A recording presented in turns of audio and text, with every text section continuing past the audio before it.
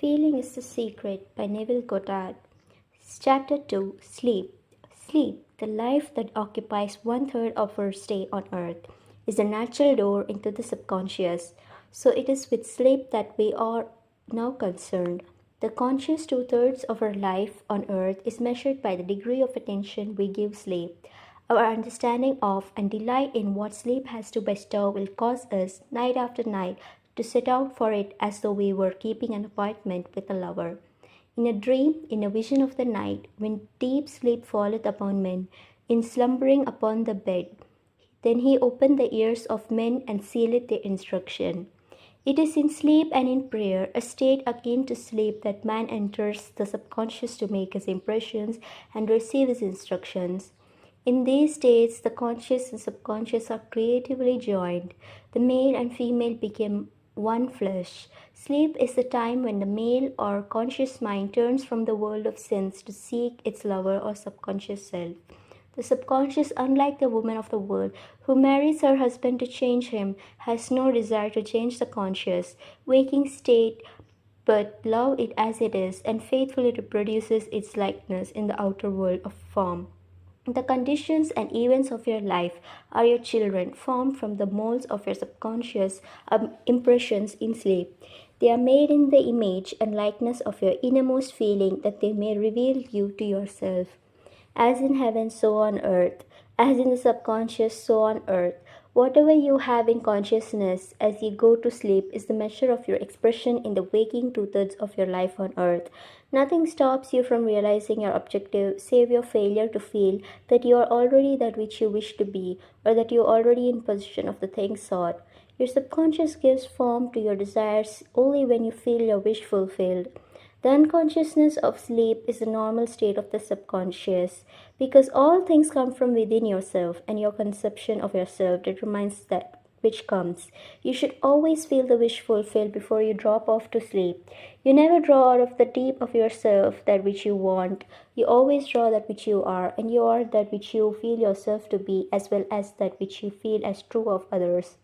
To be realized, then the wish must be resolved into the feeling of being or having or witnessing the state sought. This is accomplished by assuming the feeling of the wish fulfilled. The feeling which comes in response to the question, how will I feel were my wish realized, is a feeling which should monopolize and immobilize your attention as you relax into sleep. You must be in the consciousness of being or having that which you want to be or to have before you drop off to sleep. Once asleep, man has no freedom of choice. His entire slumber is dominated by his last waking concept of self. It follows, therefore, that he should always assume the feeling of accomplishment and satisfaction before he retires in sleep.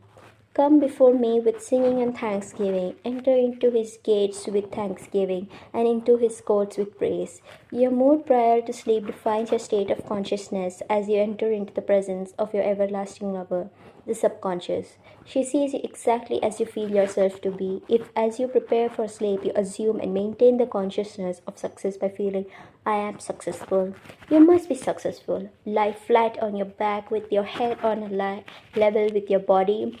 Feel as you would were in possession of your wish, and quietly relax into your unconsciousness. He that keepeth Israel shall neither slumber nor sleep. Nevertheless, he giveth his beloved sleep.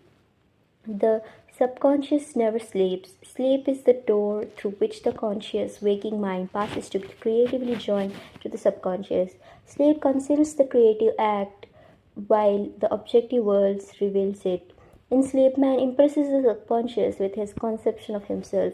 What more beautiful description of this romance of the conscious and subconscious is there than that told in the Song of Solomon?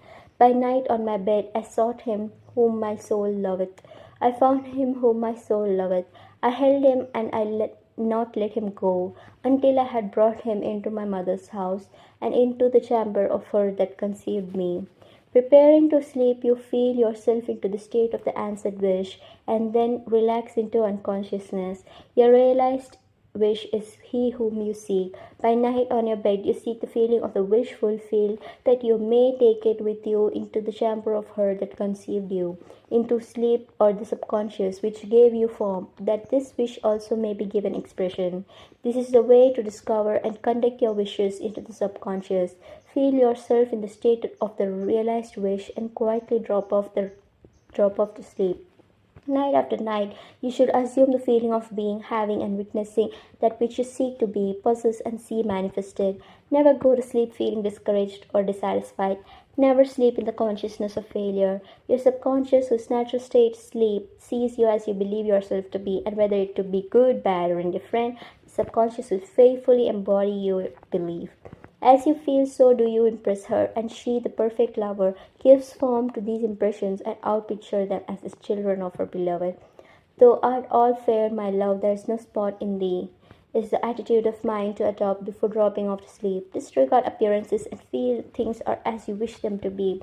For he calleth things that are not seen as though they were, and the unseen become seen. To assume the feeling of satisfaction is to call conditions into being which will mirror satisfaction.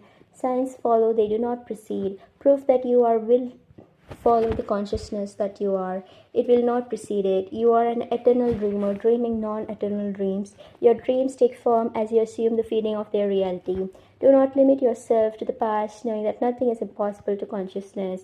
Begin to imagine states beyond the experiences of the past. Whatever the mind of man can imagine, man can realize. All objective visible states were first subjective invisible states, and you call them into visible by assuming the feeling of their reality. The creative process is first imagining and then believing the state imagined. Always imagine and expect the best. The world cannot change until you change your conception of it. As within, so without. Nations as well as people are only what you believe them to be. No matter what the problem is, no matter where it is, no matter whom it concerns, you have no one to change but yourself. And you have neither opponent nor helper in bringing about the change within yourself. You have nothing to do but convince yourself of the truth of that which you desire to see manifested. As soon as you succeed in convincing yourself of the reality of the state sought, results follow to confirm your fixed belief. You never suggest to another the state which you desire to see him express. Instead, you convince yourself that he is already that which you desire him to be. Realization of your wish is accomplished by assuming the feeling of the wish fulfilled. You cannot fail unless you fail to convince yourself of the reality of your wish. A change of belief is confirmed by a change of expression. Every night as you drop off to sleep, feel satisfied and spotless, for your subjective lover always forms the objective world in the image and likeness of your conception of it, the conception defined by your feeling. The waking two-thirds of your life on earth ever corroborates and bears witness to your subconscious impressions. The actions and events of the day are effects, they are not causes. Free will is only freedom of choice. Choose ye this day whom ye shall serve. Is your freedom to choose the kind of mood you assume, but the expression of the mood is a secret of the subconscious. The subconscious receives impressions only through the feeling of man in a way known only to itself, gives these impressions form and expression. The actions of man are determined by his subconscious impressions, his illusion of free will, his belief in freedom of action is but ignorance of the causes which make him act. He thinks himself free because he has forgotten the link between himself and the event. Man awake is under compulsion to express his subconscious impressions. If in the past he unwisely impressed himself, then let him begin to change his thought and feeling, for only has he done so will he change his world. Do not waste one moment in regret, for to think feelingly of the mistakes of the past is to reinfect yourself. Let the dead bury the dead. Turn from appearances and assume the feeling that would be yours, were you already the one you wish to be. Feeling a state produces that state. The part you play on the world's stage is determined by your conception of yourself. By feeling your wish fulfilled and quietly relaxing into sleep, you cast yourself in a star role to be played on earth tomorrow, and while asleep, you are rehearsed and instructed in your part. This acceptance of the end automatically wills the means of realization. Make no mistake about this. If you As you prepare for sleep, you do not consciously feel yourself into the state of the answered wish. Then you will take with you into the chamber of her who conceived you the sum total of the reactions and feelings of the waking day. And while asleep, you will be instructed in the manner in which they will be expressed tomorrow.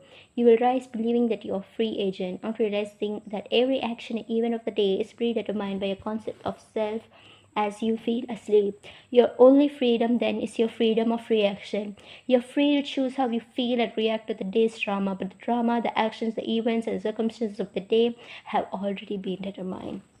Unless you consciously and purposely define the attitude of mind with which you go to sleep, you unconsciously go to sleep in the composite attitude of mind made up of all feelings and reactions of the day. Every reaction makes a subconscious impression, and unless counteracted by an opposite and more dominant feeling, is the cause of future action. Ideas enveloped in feeling are creative actions. Use your drive right wisely. Divine right wisely. Through your ability to think and feel, you have dominion over all creation.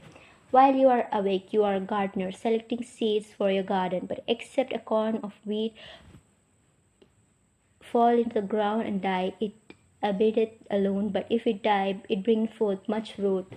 Your conception of yourself as you fall asleep is the seed you drop into the ground of the subconscious. Dropping off to sleep feeling satisfied and happy compels conditions and events to appear in your world which confirm these attitudes of mind. Sleep is the door into heaven. What you take in as a feeling, you bring out as a condition, action, or object in space. So sleep is the feeling of wish fulfilled, as in consciousness, so on earth.